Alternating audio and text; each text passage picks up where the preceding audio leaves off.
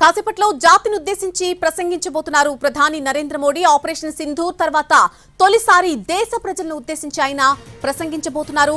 3 రోజుల పాటు భారత్ పాకిస్తాన్ మధ్య భీకర దాడులు జరిగాయి. రెండు దేశాల మధ్య కూడా ఉద్రిక్త పరిస్థితులు తారాస్థాయికి చేరుకున్నటువంటి పరిస్థితి మనం చూసాం. అయితే చివరకు కాల్పుల విరమణతో మిసైల్ దాడులు ఆగిపోయాయి. భారత్ పాకిస్తాన్ ఉద్రిక్తతతో ప్రతిరోజు కూడా త్రివిధ దళాధిపతులతో సమావేశమైన ప్రధాని మోడీ ఎప్పటికప్పుడు ఆపరేషన్ సింధూర్ వివరాలు అడిగి తెలుసుకుంటూనే ఉన్నారు.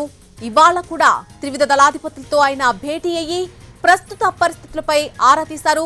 ఆపరేషన్ సింధూర్ పై ప్రధాని మోడీ అసలు ఏం చెప్పబోతున్నారు, ఏం మాట్లాడబోతున్నారు అనేది ప్రస్తుతం ఉత్కంఠ నెలకొన్నటువంటి టాపిక్ గా మారింది.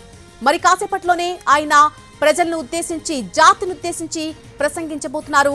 ఆపరేషన్ సింధూర్ జరిగిన తర్వాత తొలిసారి ఆయన ప్రజలను ఉద్దేశించి మాట్లాడబోతున్నారు.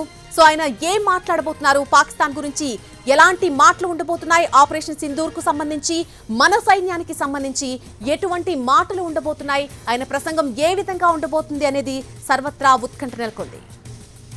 రాత్రి 8 గంటలకు ఆయన ప్రసంగం ఉండబోతుంది. సరిగ్గా 52 నిమిషాల్లో ఆయన ప్రసంగం మొదలయ్యే అవకాశం కనిపిస్తోంది. ప్రతిరోజు కూడా మనం చూస్తున్నాం వన్ బై వన్ ఒకటి తర్వాత ఒకటి సమావేశాలు జరుగుతూనే ఉన్నాయి. ఢిల్లీ వేదికగా త్రివిధ దళాధిపతులతో ఆయన రోజు కూడా గత 3 రోజుల నుంచి కూడా సమావేశాలు నిర్వహిస్తూనే ఉన్నారు. ఇటు కేంద్ర మంత్రులతో కూడా సమావేశాలు నిర్వహిస్తూనే ఉన్నారు.